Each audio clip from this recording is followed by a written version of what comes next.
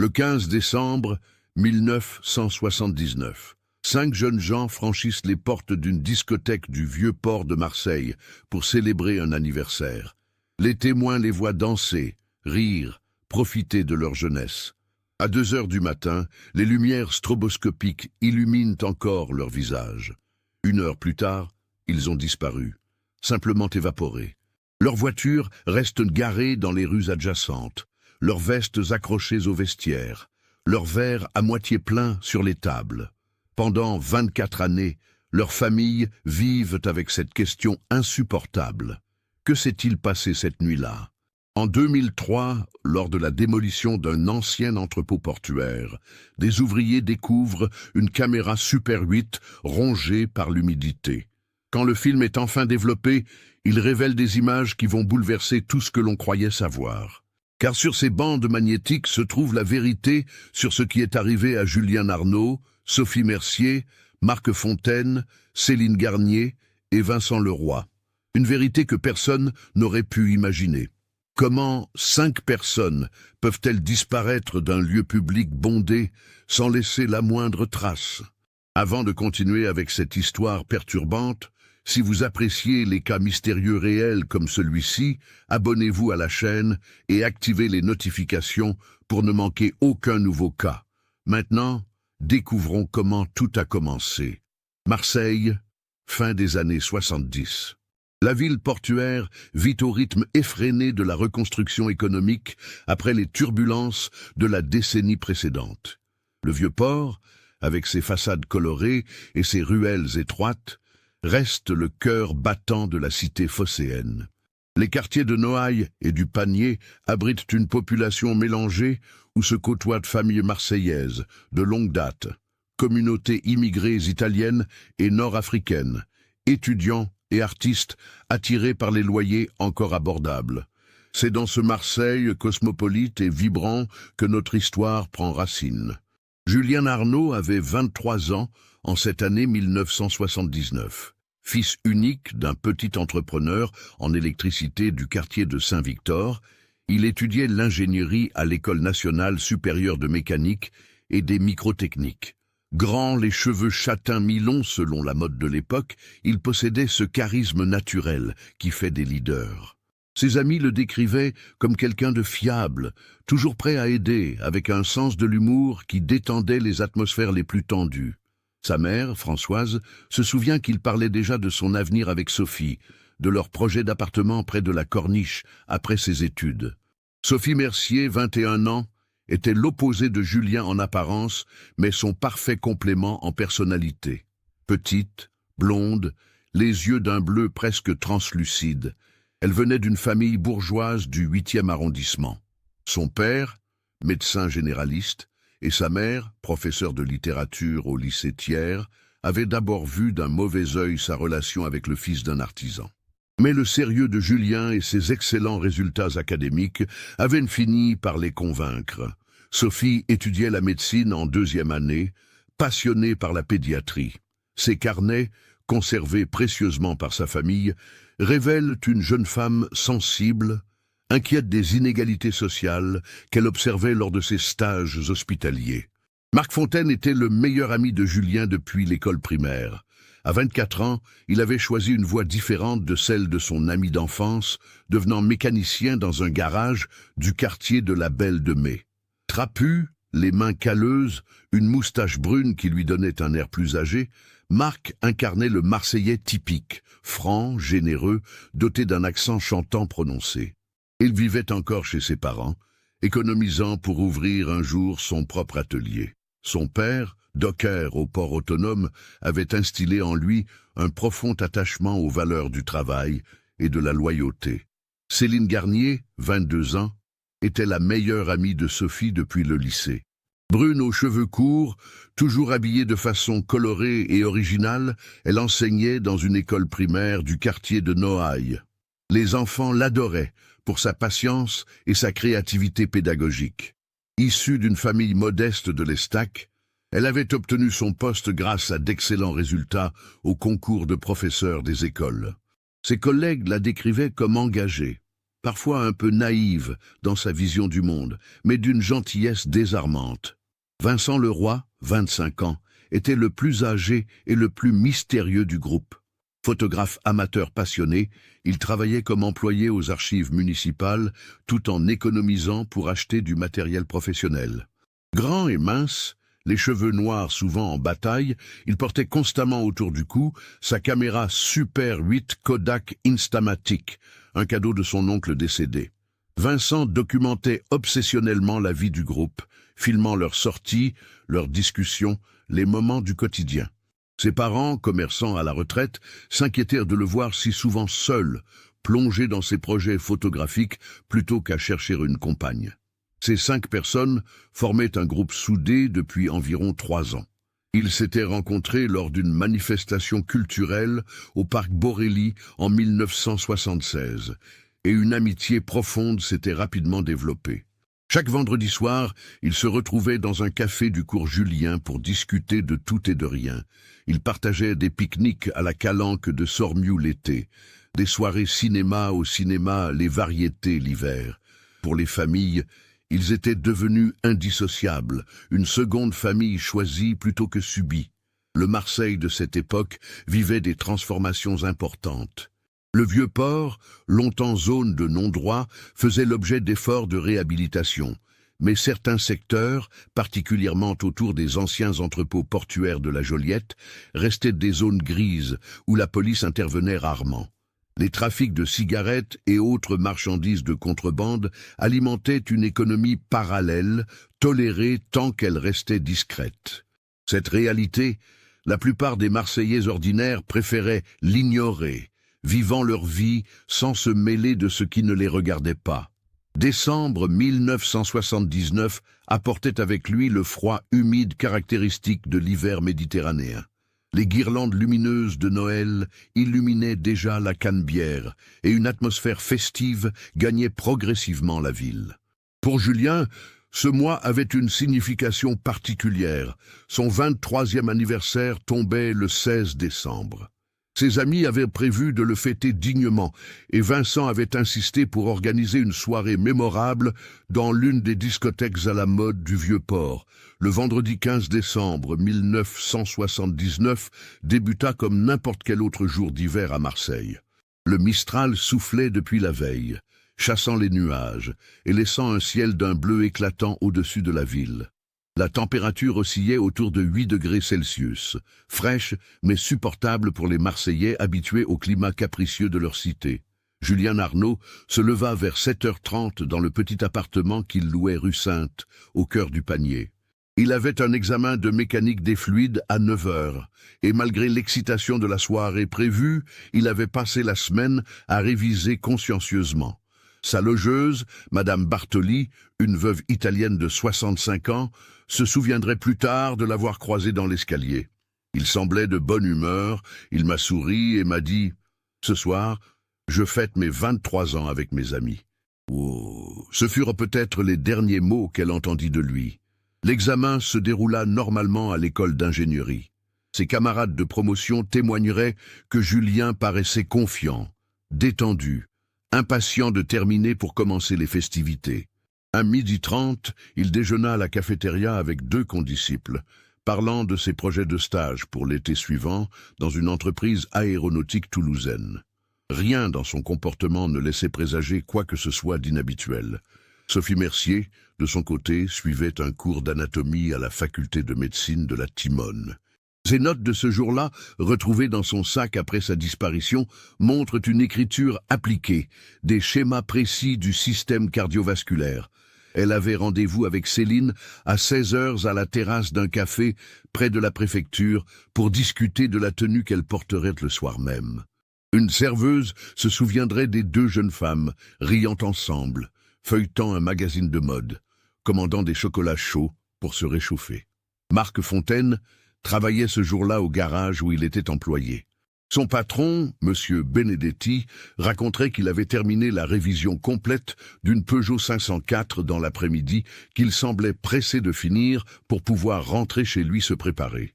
Vers 17h, Marc quitta le garage. les mains encore tachées de cambouis malgré le savon industriel. Il avait promis à Julien d'être ponctuel, et Marc ne manquait jamais à sa parole. Céline Garnier termina sa journée d'école vers 16h30. Les enfants de sa classe lui avaient fabriqué un dessin pour souhaiter de bonnes fêtes et elle l'avait soigneusement plié dans son sac. Une collègue témoignerait l'avoir vu partir vers l'arrêt de bus, fredonnant une chanson populaire de l'époque. Céline vivait avec ses parents dans un petit appartement de l'Estac et elle devait prendre 2 bus pour rejoindre le centre-ville. Vincent Leroy quitta les archives municipales à 17h précises, comme chaque vendredi. Son supérieur hiérarchique noterait qu'il portait son éternel sac en bandoulière contenant sa caméra Super 8 et plusieurs bobines de films vierges. Vincent avait confié à un collègue son intention de documenter la soirée d'anniversaire, de créer un souvenir impérissable de cette célébration. Il avait même acheté de nouvelles bobines Kodak la semaine précédente, dépensant une partie non négligeable de son salaire dans cette acquisition. Le groupe avait prévu de se retrouver à 20h devant l'église Saint-Laurent, près du Vieux-Port. De là, ils marcheraient ensemble jusqu'à la discothèque qu'ils avaient choisie pour la soirée.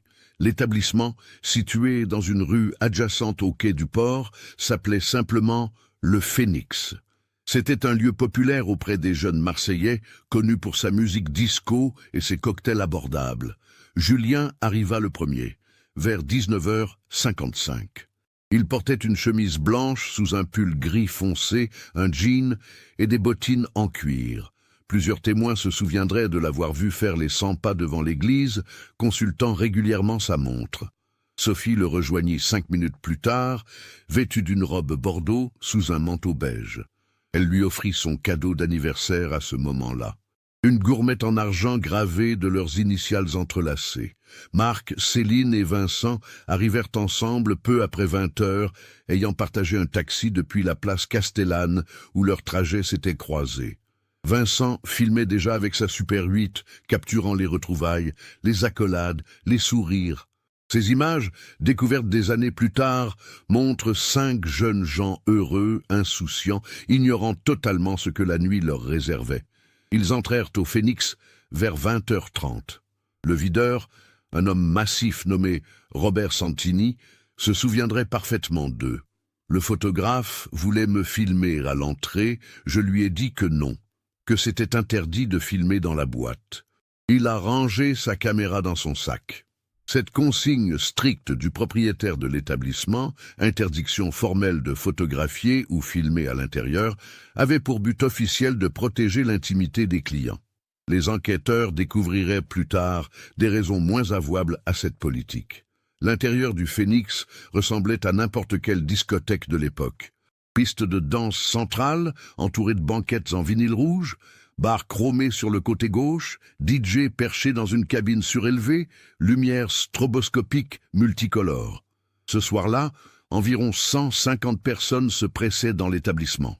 La musique disco dominait, avec des tubes comme Le Freak de Chic et YMCA, des Village People qui faisaient vibrer les murs. Le groupe s'installa à une table près de la piste de danse. Ils commandèrent une bouteille de champagne pour célébrer l'anniversaire de Julien. La serveuse, Martine Lopez, une étudiante qui travaillait là pour financer ses études, se rappellerait avoir servi le champagne vers 21h. Ils avaient l'air joyeux, normaux. La blonde et le brun se sont embrassés quand j'ai apporté la bouteille. Les autres ont applaudi. Pendant les heures qui suivirent, plusieurs témoins aperçurent le groupe à différents moments. Ils dansèrent, discutèrent, commandèrent d'autres consommations. Vers 23h, Marc et Julien furent vus au bar, engagés dans une conversation animée avec 2 autres jeunes hommes que personne ne put identifier par la suite.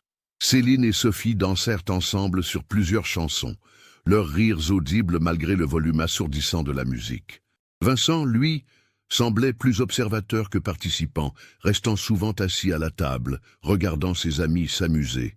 À 00h30, Vincent sortit brièvement de l'établissement.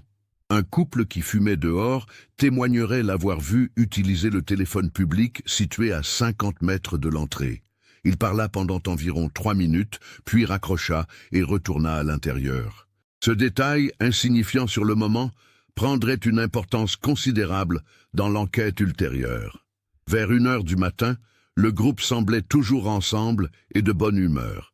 Un ami de Marc, rencontré par hasard dans la discothèque, échangea quelques mots avec eux à ce moment-là. Marc m'a présenté ses copains. Julien m'a serré la main. Il m'a dit que c'était son anniversaire. Ils paraissaient tous normaux, personne n'avait l'air saoul ou bizarre. Entre 1h30 et 2h du matin, plusieurs témoins virent encore le groupe près de la piste de danse. Une jeune femme se souviendrait d'avoir admiré la robe de Sophie et de le lui avoir dit. Elle m'a remercié avec un grand sourire. Elle dansait avec son copain. Puis, quelque part entre 2h et 2h30 du matin, le groupe disparut.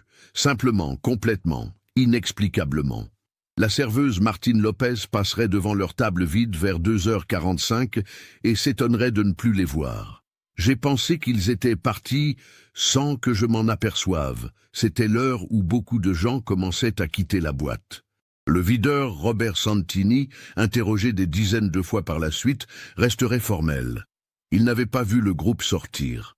Je connaissais leur visage, surtout celui du photographe, avec sa caméra. Je me serais souvenu s'ils étaient passés devant moi. Mais entre 2h et 3h, il y avait beaucoup de mouvements, beaucoup de monde qui entrait et sortait. Peut-être qu'ils sont sortis à ce moment-là et que je ne les ai pas remarqués. Mais c'est là que l'histoire commence à devenir véritablement étrange. Car si le groupe était sorti par l'entrée principale, ils auraient dû passer devant une boulangerie située juste en face de la discothèque. Le boulanger, qui commençait son travail chaque nuit à 3h du matin pour préparer le pain frais, aurait dû les voir. Or, interrogé par la police, il affirmerait n'avoir vu personne correspondant à leur description quitter l'établissement cette nuit-là.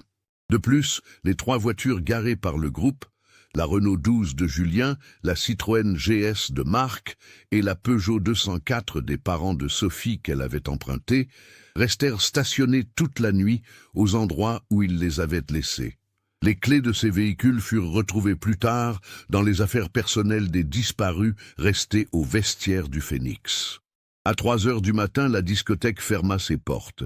Le personnel commença le nettoyage habituel. C'est à ce moment que l'employé du vestiaire découvrit 5 vestes, 3 sacs et un manteau non réclamé. Parmi les effets personnels, le sac de Vincent contenant sa précieuse caméra Super 8, le sac à main de Sophie avec ses clés et son portefeuille, la veste en cuir de Marc avec ses papiers d'identité dans la poche intérieure. Le gérant de l'établissement, Michel Paoli, prit ses affaires et les rangea dans son bureau, pensant que les propriétaires reviendraient les chercher le lendemain. C'était une situation qui arrivait parfois. Des clients ivres oubliaient leurs affaires et revenaient le lendemain, confus et embarrassés. Mais personne ne revint, ni le samedi 16 décembre, jour de l'anniversaire officiel de Julien, ni le dimanche, ni jamais. Le samedi 16 décembre 1979, vers 10h du matin, Françoise Arnaud commença à s'inquiéter. Son fils n'était pas rentré de la nuit, ce qui en soi n'était pas totalement inhabituel pour un jeune homme de 23 ans.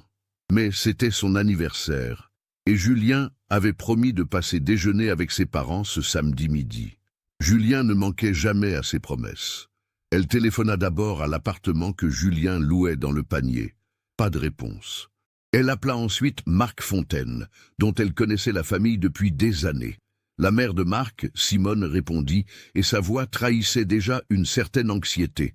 Marc n'est pas rentré non plus. Son père est sorti vérifier si sa voiture est garée là où il l'avait laissée. Les 2 mères continuèrent à s'appeler mutuellement tout au long de la journée. À 14h, quand Julien ne s'était toujours pas manifesté, Françoise contacta les parents de Sophie. Là, l'inquiétude grimpa d'un cran. Sophie non plus n'avait pas dormi chez elle, et pour une jeune fille de famille bourgeoise élevée dans des principes stricts, c'était extrêmement inhabituel. Le père de Sophie, le docteur Mercier, décida de prendre les choses en main. Il téléphona à plusieurs hôpitaux de Marseille, craignant un accident. Aucun patient correspondant aux descriptions de leurs enfants n'avait été admis.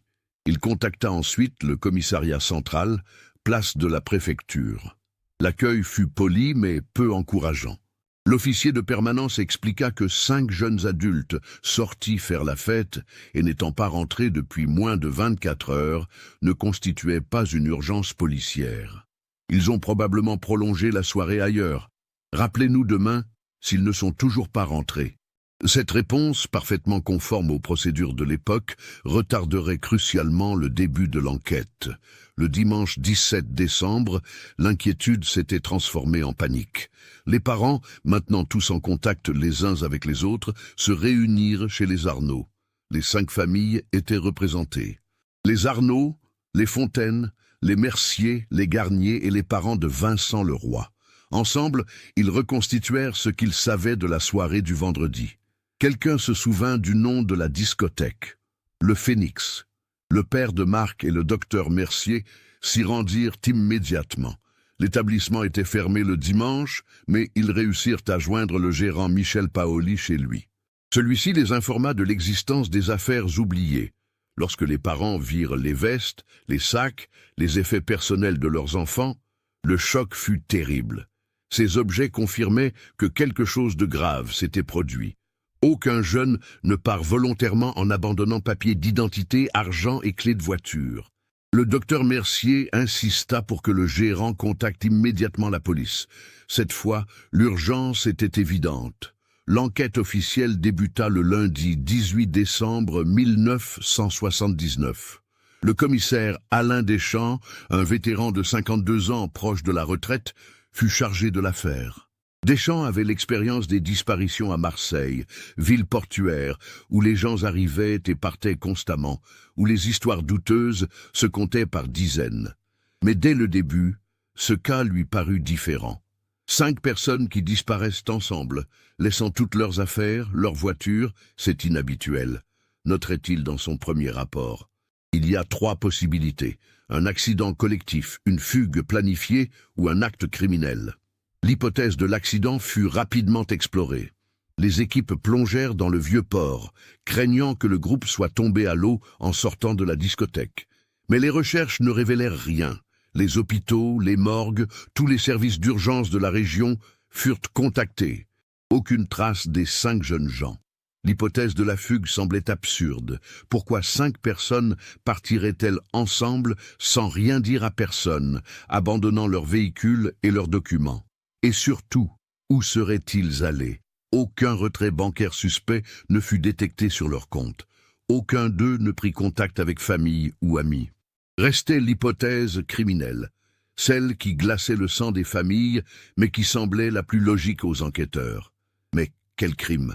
Un enlèvement de 5 personnes simultanément était pratiquement impossible à réaliser discrètement dans une discothèque bondée. Un meurtre multiple? Mais où étaient les corps? Et surtout, quel mobile? Les interrogatoires commencèrent. Le personnel du Phénix fut questionné un par un.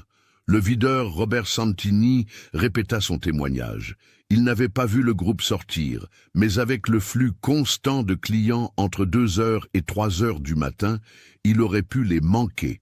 La serveuse Martine Lopez confirma avoir vu le groupe pour la dernière fois vers 2 heures, près de la piste de danse. Les autres employés n'avaient rien remarqué de particulier. Le gérant Michel Paoli fut interrogé longuement. Son établissement avait-il des problèmes avec des organisations criminelles? Y avait-il eu des incidents violents récemment?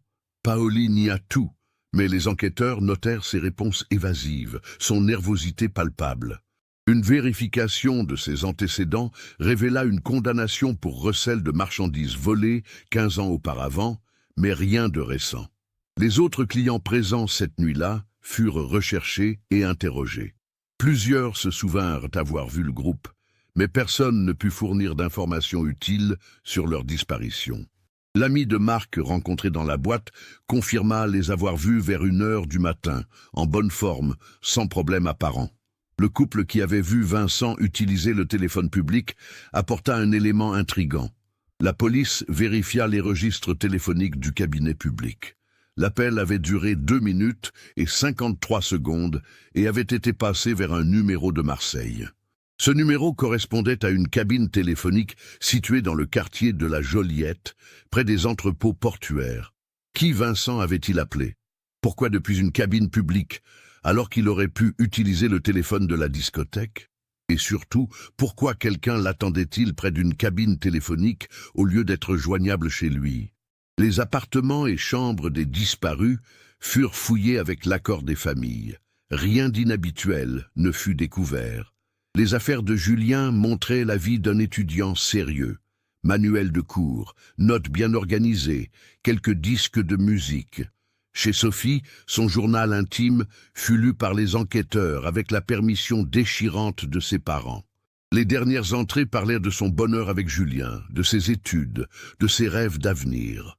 Aucune mention de problème, de menace, de crainte quelconque. La chambre de Vincent révéla sa passion pour la photographie, des dizaines de bobines de films développés, des albums photos soigneusement organisés, documentant la vie du groupe au fil des années. Les enquêteurs visionnèrent chaque film, cherchant un indice, un détail suspect. Ils ne trouvèrent que des images banales de jeunes gens vivant leur vie. Les jours passèrent, puis les semaines. Noël arriva, sinistre et vide pour les 5 familles. Les guirlandes lumineuses de la canebière semblaient se moquer de leur douleur. Le réveillon, traditionnellement moment de joie et de retrouvailles, fut pour eux une épreuve insupportable, chaque famille isolée dans son angoisse. En janvier 1980, l'affaire fit les gros titres de la presse locale. 5 jeunes Marseillais disparus mystérieusement, titrait le Provençal. L'article détaillait les faits connus, reproduisait les photos des disparus, lançait des appels à témoins.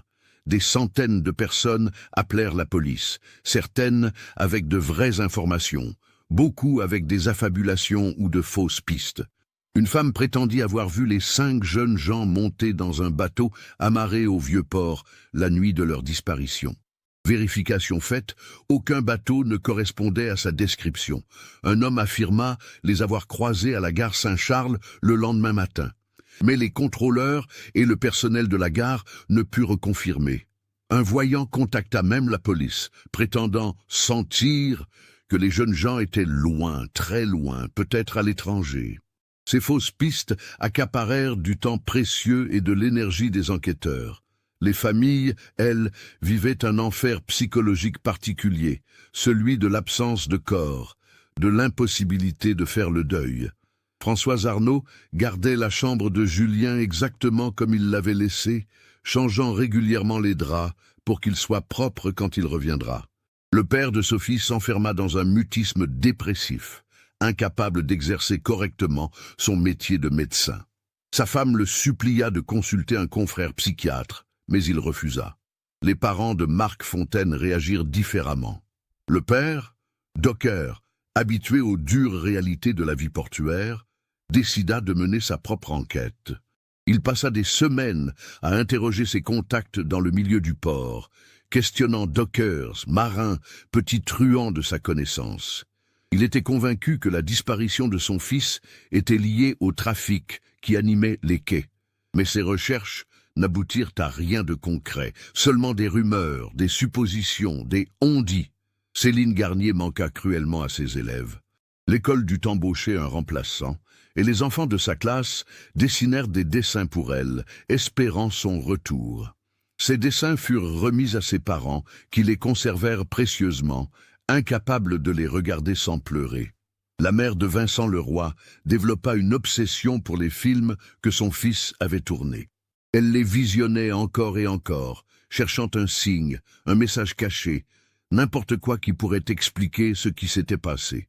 Elle finit par user certaines bobines à force de les repasser.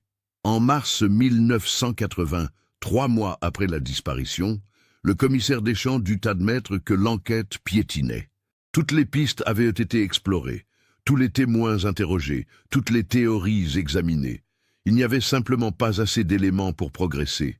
Dans un rapport franc et douloureux, il écrivit « En l'absence de corps, de scènes de crime, de témoins directs de l'enlèvement ou du meurtre supposé, et malgré l'investissement considérable de moyens humains et matériels, cette enquête se trouve dans une impasse.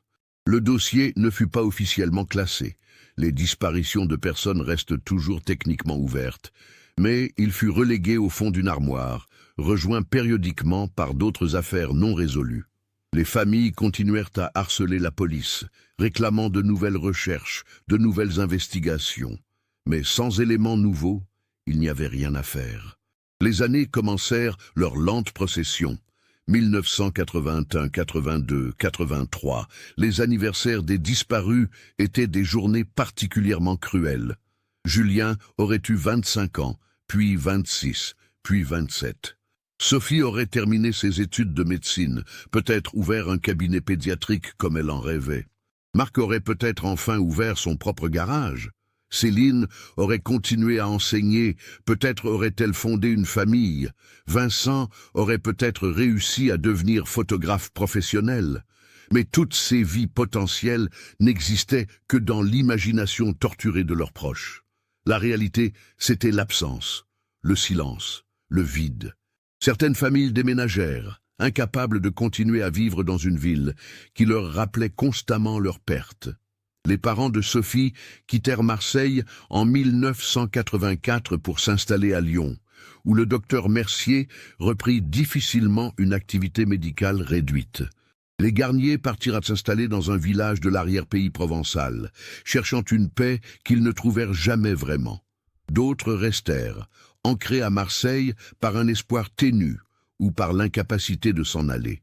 Françoise Arnaud continua à vivre dans le même appartement, la chambre de Julien transformée en sanctuaire.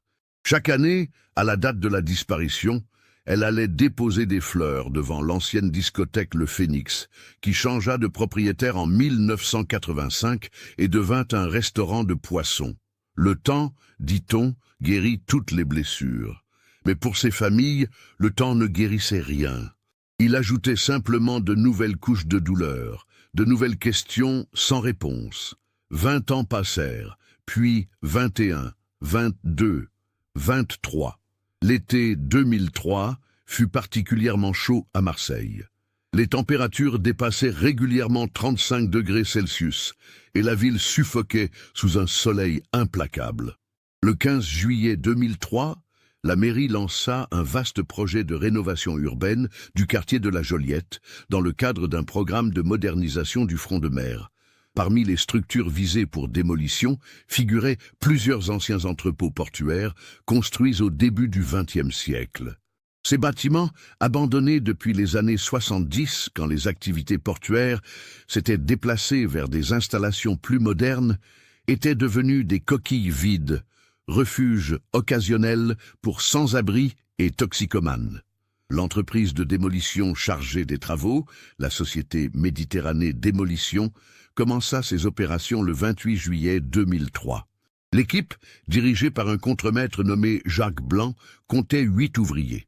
Leur travail consistait à vider complètement les entrepôts avant la démolition proprement dite, retirer les débris, décontaminer si nécessaire, s'assurer qu'aucun matériau dangereux ne subsistait.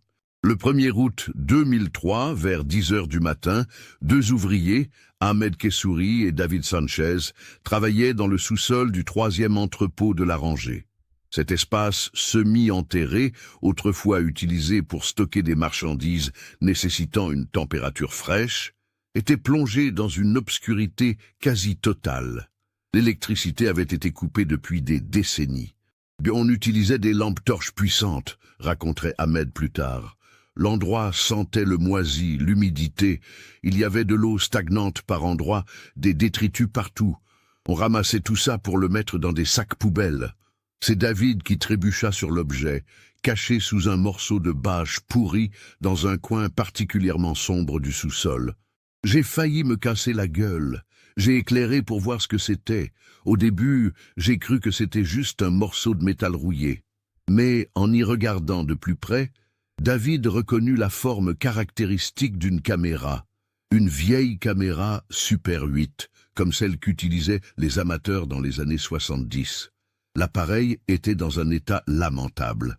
Le métal corrodé, le boîtier fendu, des moisissures vertes couvrant une partie de la surface. « Hé Ahmed, viens voir ça !» appela David. Les 2 hommes examinèrent la trouvaille. À l'intérieur du boîtier, protégé par le mécanisme maintenant bloqué, se trouvait une bobine de film. L'humidité avait attaqué le plastique, mais la bobine était encore relativement intacte. On devrait la donner au contremaître, suggéra Ahmed. Peut-être que ça appartient à quelqu'un. Jacques Blanc, le contremaître, examina la caméra avec curiosité. Lui-même, amateur de photographie dans sa jeunesse, il reconnut le modèle. Une Kodak Instamatic, très populaire dans les années 70. « C'est vieux ça », marmonna-t-il. 25 ans au moins. La procédure standard exigeait que tous les objets de valeur ou potentiellement importants trouvés lors de démolition soient remis aux autorités. Blanc téléphona donc à la police municipale pour signaler la découverte. 2 agents se présentèrent l'après-midi même, prirent la caméra, rédigèrent un procès-verbal de découverte d'objets et l'emportèrent. Au commissariat, la caméra fut enregistrée dans le registre des objets trouvés. Un jeune brigadier, Thomas Roux, fut chargé de l'examiner. Il nota la présence de la bobine de film et se demanda si celle-ci pouvait être développée. C'est peut-être des images de famille, des souvenirs importants pour quelqu'un, pensa-t-il. Roux contacta plusieurs laboratoires photographiques de Marseille. La plupart lui dirent que développer un film aussi ancien et abîmé était impossible ou extrêmement coûteux. Mais un vieux photographe, Pierre Volponi, qui tenait un petit laboratoire artisanal dans le quartier de la Plaine, accepta d'essayer. « Amenez-moi ça, on va voir ce qu'on peut faire », dit-il. Volponi était un perfectionniste. Il passa plusieurs jours à examiner la bobine, à évaluer les dégâts, à déterminer la meilleure approche. « L'émulsion est partiellement dégradée », expliqua-t-il à Roux. « Mais certaines parties du film pourraient avoir survécu. Je vais tenter un développement doux avec des produits chimiques spéciaux. » Le processus prit 2 semaines. Volponi travaillait lentement, méthodiquement, dans sa chambre noire parfumée de produits chimiques. Finalement, le 20 août 2003, il appela le brigadier Roux. « J'ai quelque chose. Le film n'est pas complet, beaucoup de séquences sont illisibles, mais il y a des images, et elles sont troublantes. » Les images récupérées du film duraient environ 4 minutes et 30 secondes au total, fragmentées en plusieurs séquences. Quand le brigadier Roux les visionna pour la première fois dans le petit laboratoire de Volponi, il ne comprit pas immédiatement ce qu'il regardait. Mais un détail attira son attention. Plusieurs personnes filmées semblaient terrifiées. Roux rapporta la bobine restaurée au commissariat et la montra à son supérieur, le lieutenant Catherine Morel.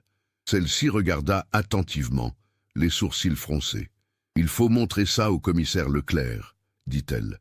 « Ça pourrait être lié à une affaire criminelle. » Le commissaire divisionnaire Jean Leclerc, 58 ans, dirigeait le commissariat central depuis 1998. Ancien de la brigade criminelle, il avait vu son lot d'horreurs au cours de sa carrière. Mais quand il visionna le film, quelque chose le perturba profondément. Les premières images, bien que floues et parsemées de rayures dues à l'âge, montraient clairement 5 jeunes gens dans ce qui semblait être une rue de Marseille la nuit. Ils riaient, s'embrassaient, faisaient des signes à la caméra. L'image tremblait parfois, trahissant la main inexpérimentée du caméraman amateur. Puis, une coupure nette, et les images suivantes étaient complètement différentes. Un espace clos, sombre, éclairé seulement par ce qui semblait être une lampe à pétrole ou une lanterne. Les murs étaient en pierre brute, humide, un sous-sol ou une cave. Et là, les mêmes 5 personnes apparaissaient, mais leur expression avait changé. Peur, confusion. Plusieurs regardaient hors champ, comme si quelqu'un d'autre était présent. Une jeune femme blonde parlait à la caméra. Ses lèvres bougeaient, mais le film Super 8 n'avait pas de son. Elle semblait supplier, les mains jointes. Un jeune homme tentait de se placer devant elle. Protecteur. Un autre, celui qui tenait probablement la caméra dans les premières séquences, filmait maintenant les autres, son visage visible brièvement quand il passa devant une surface réfléchissante. Puis, le film devenait chaotique. La caméra tombait apparemment au sol, filmant un angle bizarre du plafond de pierre. On voyait des ombres bouger, puis le noir. Puis quelques dernières secondes d'image, très abîmées, montrant ce qui ressemblait à une porte en métal. Et puis plus rien. « Il faut identifier ces personnes », ordonna Leclerc. « Et il faut découvrir où et quand ce film a été tourné. » L'équipe technique de la police scientifique fut mobilisée. Les images furent numérisées, agrandies, analysées image par image. Les experts en datation estimèrent, d'après le type de film utilisé, la qualité de l'image et le modèle de caméra, que les images dataient probablement des années 70 ou début 80. Les vêtements portés par les personnes filmées confirmèrent cette estimation, style caractéristique de la fin des années 70. La jeune femme blonde portait une robe qui semblait bordeaux sur les images en couleur partiellement préservée. Un des jeunes hommes portait une chemise blanche sous un pull sombre. Le lieutenant Morel eut une intuition.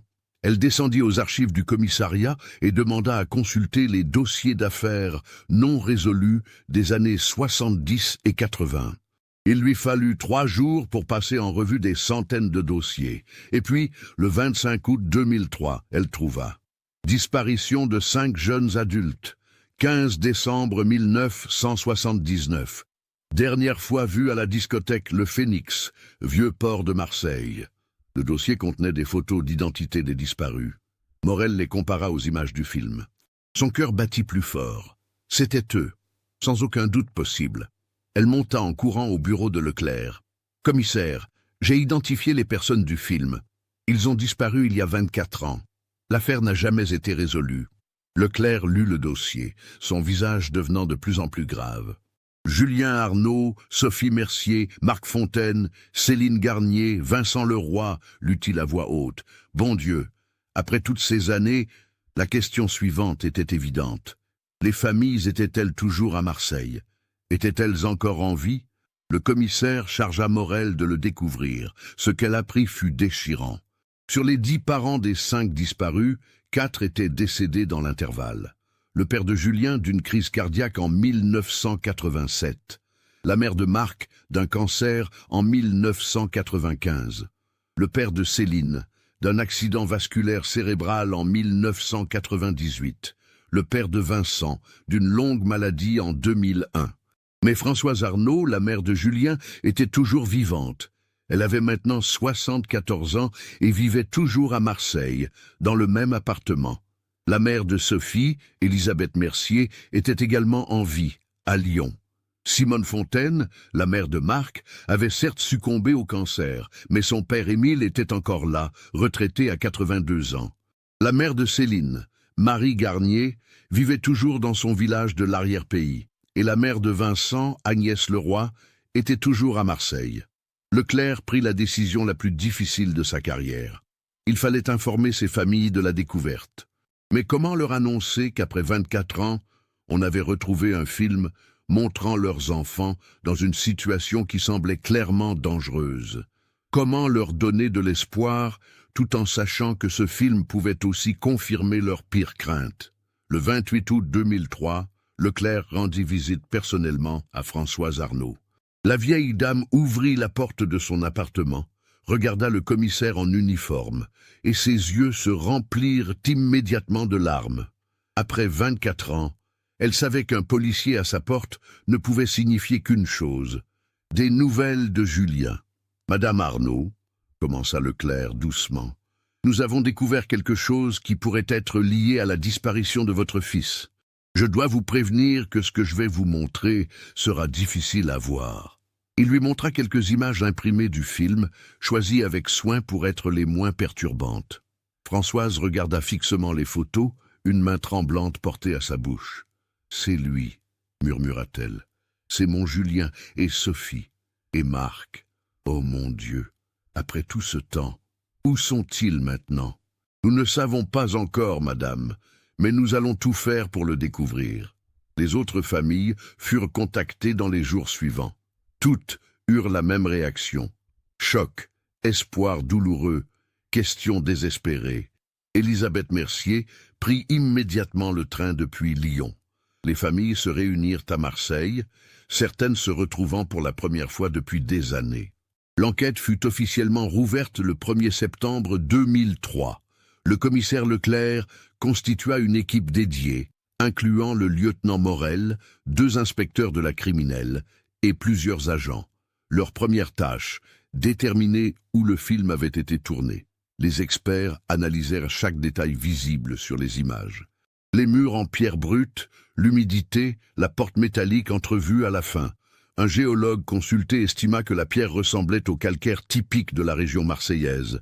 Un architecte spécialisé dans les bâtiments anciens suggéra qu'il s'agissait probablement d'une cave ou d'un sous-sol de structure commerciale, plutôt que résidentielle, vu la hauteur sous plafond et les proportions. Et puis quelqu'un fit le rapprochement. La caméra avait été trouvée dans un entrepôt de la Joliette. Vincent Leroy avait téléphoné depuis la discothèque vers une cabine de la Joliette la nuit de la disparition. Et le film montrait ce qui ressemblait à un sous-sol d'entrepôt. Ils n'ont jamais quitté le quartier, réalisa Morel. Ils sont allés directement de la discothèque à cet entrepôt. Une question restait. Pourquoi? Et surtout comment? L'équipe retourna à l'entrepôt, où la caméra avait été découverte. Ils examinèrent le sous-sol en détail, le comparant aux images du film. « C'est ici », confirma un technicien. « Regardez cette fissure dans le mur, elle correspond exactement à ce qu'on voit sur le film. » Le sous-sol fut traité comme une scène de crime.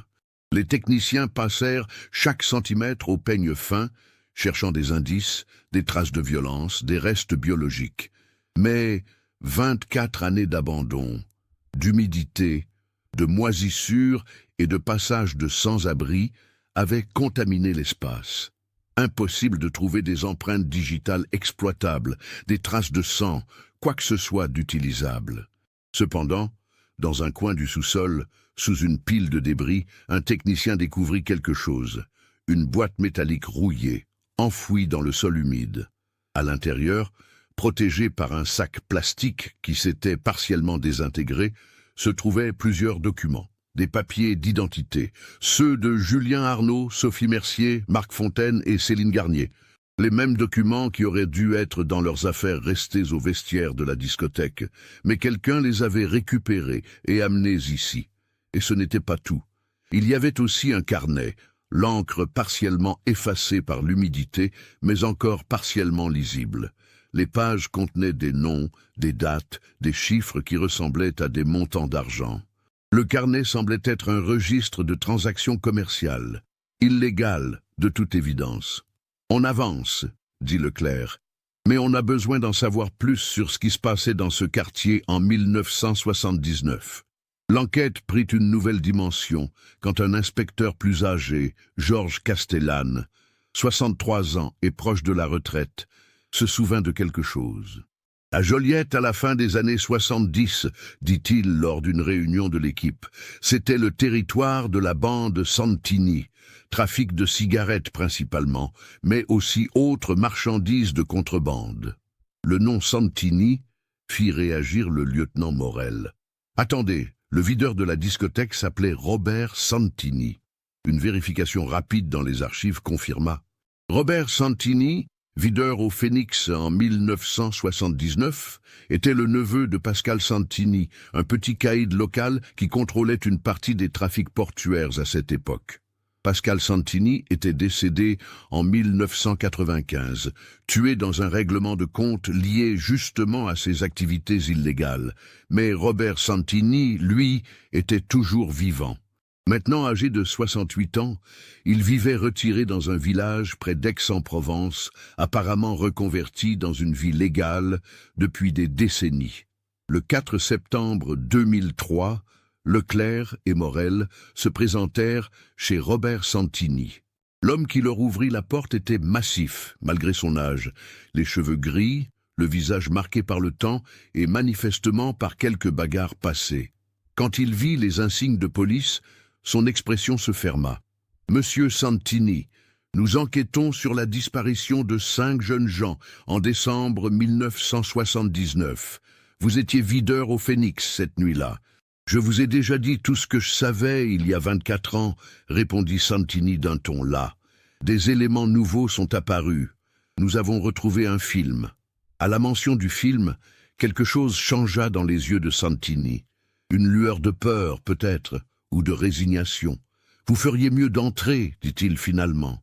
Dans le salon modeste de Santini, Leclerc sortit des images imprimées du film. L'ancien videur les regarda longuement, silencieusement. Puis il soupira profondément. J'ai porté ce poids pendant 24 ans, dit-il. Chaque nuit, chaque putain de nuit. Et il commença à parler. Mon oncle Pascal contrôlait les entrepôts de la Joliette. Cigarettes de contrebande principalement venues d'Italie et du Maroc. Le propriétaire de la boîte, Paoli, lui devait de l'argent. Beaucoup d'argent. En échange de ne pas se faire casser les jambes, Paoli avait accepté que la boîte serve occasionnellement de point de contact. Des gens venaient, récupéraient des messages, des paquets. Rien de trop voyant. Cette nuit-là, il devait y avoir un transfert. Quelqu'un devait venir récupérer un gros paquet de cigarettes, mais il y avait un problème. La police avait eu vent de l'opération. Pas les détails exacts, mais assez pour que mes oncles soient nerveux. Ils pensaient qu'il y avait une balance, un informateur. Vers minuit 30, Pascal m'a appelé sur le téléphone de la boîte. Il m'a dit qu'il avait besoin que je surveille si quelqu'un semblait observer trop attentivement, poser des questions. J'ai dit d'accord. Et puis j'ai vu ce jeune, Vincent, celui avec la caméra, sortir et utiliser le téléphone public. Ça m'a paru bizarre. Qui l'appelait à cette heure? J'ai noté le numéro qu'il a composé. Plus tard, j'ai vérifié. C'était la cabine près des entrepôts, là où Pascal faisait ses affaires. J'ai paniqué, j'ai pensé que ces jeunes étaient peut-être des flics en civil ou des informateurs. J'ai appelé Pascal, je lui ai dit mes soupçons. Il m'a dit de les surveiller. Vers 2h30, Pascal est arrivé avec 2 de ses hommes. Par la porte de service de la boîte, celle que Paoli laissait toujours ouverte pour nous. Je les ai menés vers le groupe. Santini s'arrêta, sa voix devenant rauque. Vous devez comprendre, on pensait vraiment que c'était des flics. On voulait juste leur faire peur, leur faire avouer qui les avait envoyés. Pascal les a approchés sur la piste de danse. Il a parlé à l'oreille du grand, Julien.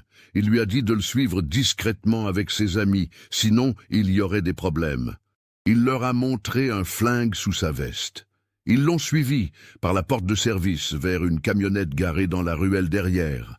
Mes collègues et moi, on les a fait monter. En 5 minutes, on était à l'entrepôt. Dans le sous-sol, Pascal les a interrogés. Qui vous envoie? Vous êtes de la police? Qui vous a dit d'appeler ce numéro? Les jeunes étaient terrifiés. Ils disaient qu'ils ne comprenaient pas, qu'ils étaient juste venus faire la fête. Le photographe, Vincent, il avait toujours sa caméra dans son sac. Quelqu'un l'a trouvé. Pascal a eu l'idée tordue de les filmer, de garder une preuve au cas où ils seraient vraiment des flics infiltrés. Il a forcé Vincent à filmer. Mais plus l'interrogatoire avançait, plus il devenait clair qu'on s'était trompé. Ces jeunes n'étaient pas des flics, juste des gamins innocents au mauvais endroit, au mauvais moment. Pascal a réalisé son erreur. Mais le mal était fait. On les avait kidnappés, menacés. S'ils allaient à la police, on irait tous en prison pour longtemps. Leclerc et Morel écoutaient, horrifiés, comprenant où l'histoire menait. « Qu'avez-vous fait » demanda Leclerc, même s'il craignait déjà la réponse. Santini baissa la tête. Pascal a décidé qu'on ne pouvait pas les laisser partir. Un silence terrible emplit la pièce. « Où sont-ils » La voix de Morel tremblait. « Le vieux port. » Il y avait un bateau de pêche qui partait tôt le matin vers 5 heures. Le capitaine était dans la poche de Pascal. Ils ont emmené les jeunes en mer, loin, et puis... Santini ne put finir sa phrase, mais il n'en avait pas besoin. « Leur corps ?» demanda Leclerc. « La Méditerranée les a pris. À cette profondeur, avec les courants, ils ne remonteront jamais. Et la caméra ?» Vincent a essayé de se battre quand ils l'ont emmené du sous-sol. La caméra est tombée de son sac. Dans la confusion, personne ne l'a remarquée. Elle est restée là, dans ce coin sombre, pendant 24 ans. Pourquoi leurs papiers étaient-ils dans le sous-sol ? Pascal les avait fait récupérer de leurs affaires à la boîte par Paoli. Il voulait savoir exactement qui ils étaient, vérifier qu'ils n'étaient vraiment pas des flics. Quand il a compris son erreur, il les a cachés là-bas avec ce carnet de comptes. Une sorte de, je sais pas, de tombeau symbolique peut-être. Leclerc sentit la rage monter en lui, mais il resta professionnel. « Vous allez devoir nous accompagner au commissariat, monsieur Santini, et nous donner les noms de tous les hommes impliqués. La plupart sont morts maintenant, dit Santini. Pascal, tué en 95. Le capitaine du bateau, mort d'un cancer en 2000. Les deux autres gars qui étaient là cette nuit, l'un mort dans un accident de voiture, l'autre d'une overdose. Paoli, le propriétaire de la boîte, crise cardiaque en 98. Et vous avez vécu avec ça pendant 24 ans? Vous croyez que j'ai vraiment vécu? La voix de Santini était amère. J'ai survécu. C'est pas la même chose. Chaque fois que je fermais les yeux, je les voyais. Ces gamins terrifiés. Pour rien. Juste une erreur stupide basée sur une coïncidence. La coïncidence? Le numéro que Vincent a appelé. On a découvert après que c'était pas pour contacter quelqu'un lié à nos affaires. C'était une copine à lui, une fille qu'il fréquentait en secret et qui habitait dans le coin. Il l'appelait pour lui dire qu'il passerait peut-être après la boîte. C'est tout. Une simple coïncidence que le numéro soit dans le même quartier que nos opérations. Robert Santini fut arrêté le jour même et placé en garde à vue. Dans les jours qui suivirent, il fournit aux enquêteurs tous les détails qu'il connaissait sur les événements de cette nuit de décembre 1979. Son témoignage fut recoupé avec les éléments du dossier original, le film retrouvé, les documents découverts. Les familles furent convoquées au commissariat le 10 septembre 2003. Leclerc leur annonça la terrible vérité avec toute la compassion dont il était capable. Mais comment adoucir une telle nouvelle? Leurs enfants avaient été tués par erreur, victimes d'un malentendu tragique, leur corps perdu à jamais dans la Méditerranée. Françoise Arnault s'effondra en larmes, mais à travers ses sanglots, elle murmura « Au moins, maintenant je sais.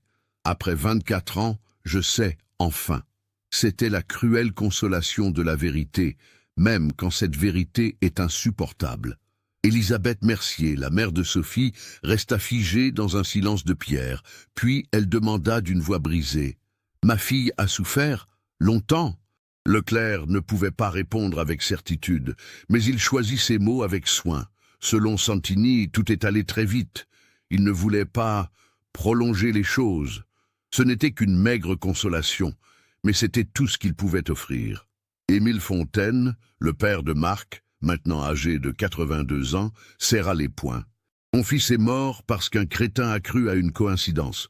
Mon fils, mon Marc, pour rien. » Sa colère était déchirante, mais elle ne ramènerait pas Marc. Marie Garnier, la mère de Céline, pleura en silence. Elle voulait juste être professeure, aider les enfants. Elle n'avait rien à voir avec ce monde de criminels. Agnès Leroy, la mère de Vincent, demanda à voir le film que son fils avait tourné. Leclerc hésita, mais elle insista. « C'est les dernières images de mon enfant, j'ai le droit de les voir. » Elle regarda, les larmes coulant sur ses joues, mais sans détourner les yeux. Il filmait jusqu'au bout. C'était tout lui, ça, documenté, témoigné, même dans l'horreur. Le procès de Robert Santini débuta en mars 2004. À 68 ans, après 24 années de remords, l'homme plaida coupable de complicité de séquestration et complicité d'homicide volontaire. Son avocat présenta des circonstances atténuantes, le repentir sincère, l'âge, le fait qu'il n'était pas l'instigateur principal. Le procureur fut impitoyable. Cet homme a participé à l'enlèvement et au meurtre de 5 jeunes gens innocents.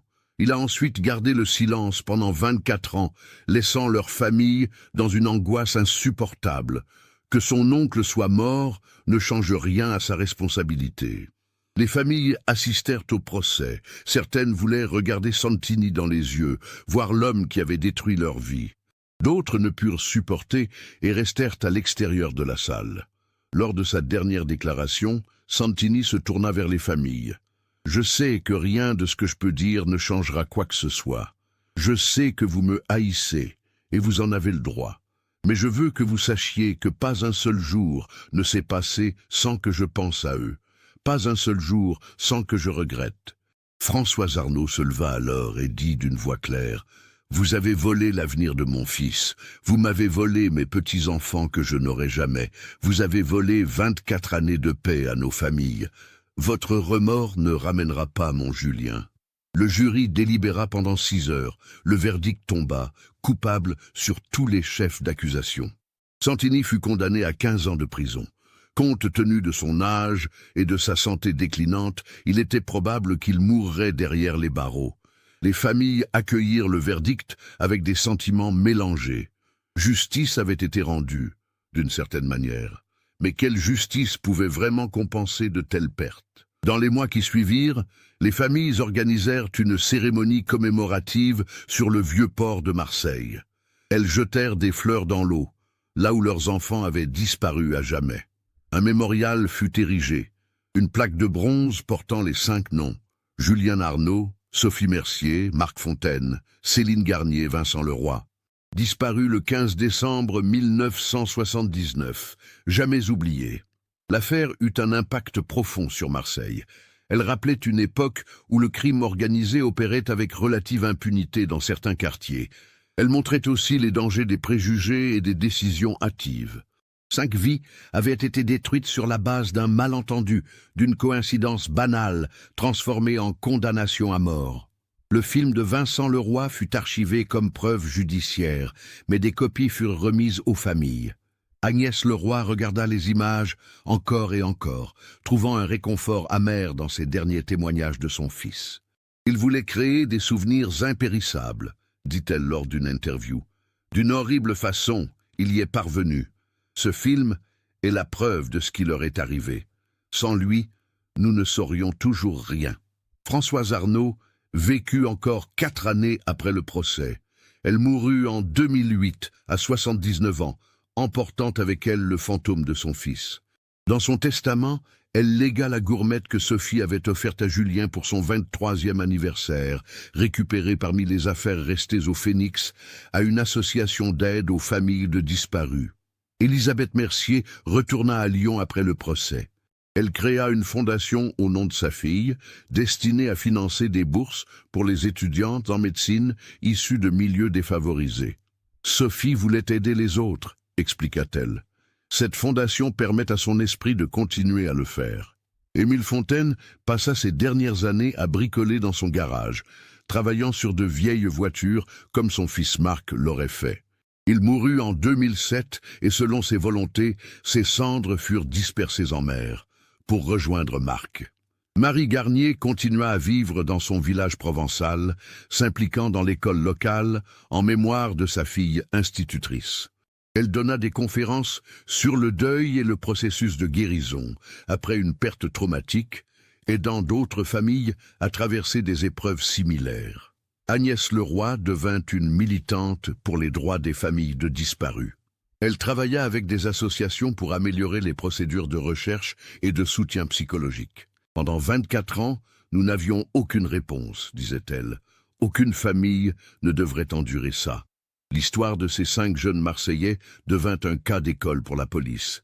Elle illustrait l'importance de ne jamais abandonner une enquête, de préserver méticuleusement les preuves, et de considérer que la vérité peut surgir des décennies plus tard, quand on s'y attend le moins.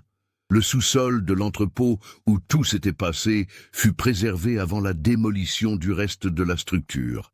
La mairie de Marseille décida d'en faire un lieu de mémoire, un rappel silencieux des vies perdues et de l'importance de la justice, même tardive. Aujourd'hui, quand on se promène sur le vieux port de Marseille, on peut voir la plaque commémorative. Les touristes passent souvent devant sans la remarquer, pressés de découvrir la beauté de la ville. Mais ceux qui s'arrêtent et lisent les noms peuvent prendre un moment pour réfléchir à cette terrible histoire. 5 jeunes gens pleins de vie, d'espoir, de rêves, disparus en une nuit à cause d'une erreur tragique. Le film de Vincent Leroy, ces 4 minutes et 30 secondes d'images floues et abîmées demeurent le seul témoignage visuel de leurs dernières heures. Un document terrifiant mais essentiel qui, 24 ans après les faits, a permis de briser le silence et d'apporter enfin la vérité à des familles déchirées par l'absence. Ce cas nous montre la fragilité de la vie et la manière dont des décisions prises en quelques secondes peuvent avoir des répercussions durant des décennies. Il nous rappelle que derrière chaque disparition se trouve une famille qui attend, qui espère, qui souffre. Et il démontre que parfois, la vérité, aussi douloureuse soit-elle, vaut mieux que l'incertitude perpétuelle. Qu'en pensez-vous de cette histoire? Avez-vous perçu les signes avant-coureurs tout au long du récit? Partagez vos réflexions dans les commentaires. Si vous avez été touché par ce cas tragique, n'oubliez pas de vous abonner à la chaîne et d'activer les notifications pour découvrir d'autres enquêtes approfondies. Laissez un like si cette histoire vous a marqué et partagez-la avec quelqu'un qui s'intéresse aussi à ce type de cas bouleversant.